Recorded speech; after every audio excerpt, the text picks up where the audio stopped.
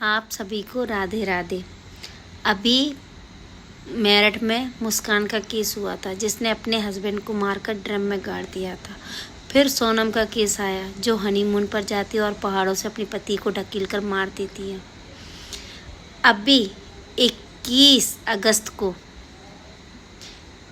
निकिता, जिसका हस्बैंड उसको रोज मारता है, पीटता है, बाहर अफेयर भी चलाता है और साथ में लड़के की माँ भी निकिता को मारती है, अपनी बहू को मारती है, अपने बेटे से पिटवाती है और खुद भी मारती है और लास्ट में पेट्रोल डालकर आग लगा देती है।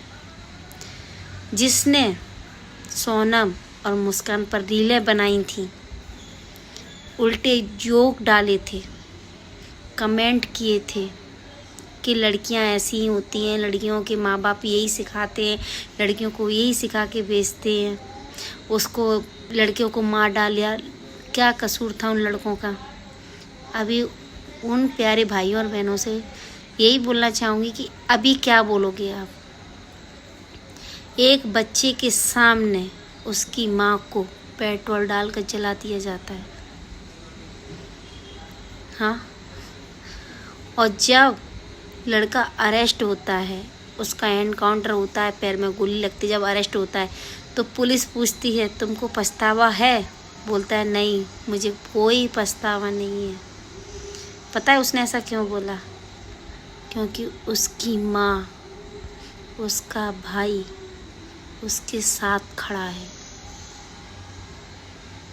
जब मुस्कान का केस हुआ था ना, तो मुस्कान की माँ ने बोला था कि मेरा दामाद हीरा था, मेरी बेटी को कड़ी से कड़ी सज़ा होनी चाहिए।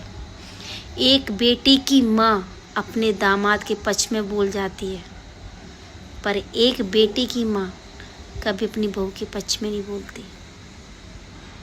ये सतयुग में भी था, त्रेता युग में भी था, द्वापर में भी था और कलयुग में भी यही सच है।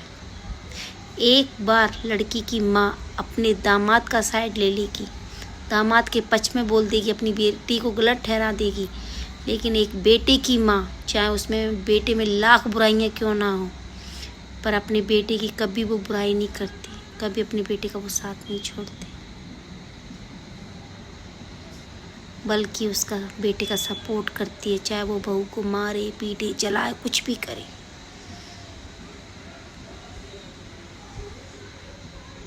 और प्लीज़ मैं गलत कमेंट नहीं करना, कुछ भी करना तो सही, जो सही हो वही।